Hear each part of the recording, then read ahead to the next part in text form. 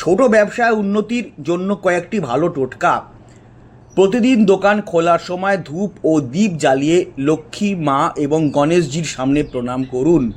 Cash বক্সে সবসময় 5টি তাজা তুলসী পাতা রাখুন। ব্যবসার জায়গায় গোমূত্র ও গঙ্গাজল দিয়ে সপ্তাহে একবার পরিষ্কার করুন।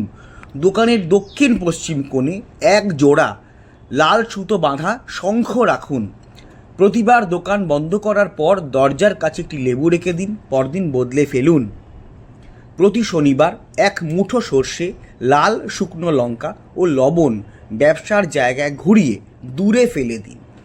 প্রতি পূর্ণিমা রাতে দোকানে 5টি গোলাপ ফুল ছিটিয়ে রাখুন। প্রতি বৃহস্পতিবার গরুকে কলা খাওয়ান ও মা লক্ষ্মীর আশীর্বাদ প্রার্থনা করুন। রোজ সূর্যোদয়ের আগে একটি কলা গাছের সামনে দাঁড়িয়ে ব্যবসার উন্নতির প্রার্থনা করুন। আর শনিবারে কালো তিল জলে ভিজিয়ে দোকানের চারদিকে ছিটিয়ে দিন। ওকে। আর মঙ্গলবার হনুমান মন্দিরে নারকেল দান করুন ব্যবসার বাধা কাটাতে।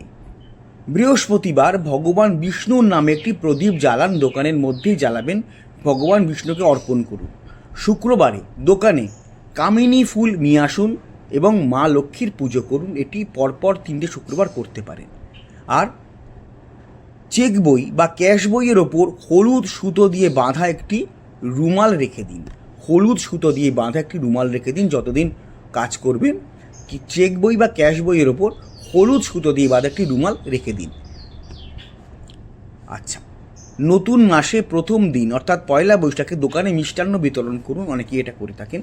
আর মঙ্গল ও শনিবার রাতে সম্ভব হলে ক্যাশ বক্সে বা যেখানে টাকা রাখেন সেখানে রুপোর কয়েন রেখে দিন। এটি রুপোর কয়েন রেখে দিন, আবার পরের মঙ্গলবার সেটি তুলে ফেলুন।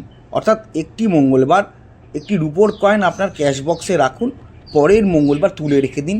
আবার শনিবার সেই রুপোর কয়েনটি ক্যাশ বক্সে রেখে দিন, আর পরের শনিবার সেই ক্যাশ বক্স থেকে রুপোর কয়েনটি তুলে ফেলুন, আবার মঙ্গলবার রাখবেন। এইভাবে আপনারা এই কাজটি পর্যায়ক্রমে করতে পারেন, খুব ভালো ফল দেয়।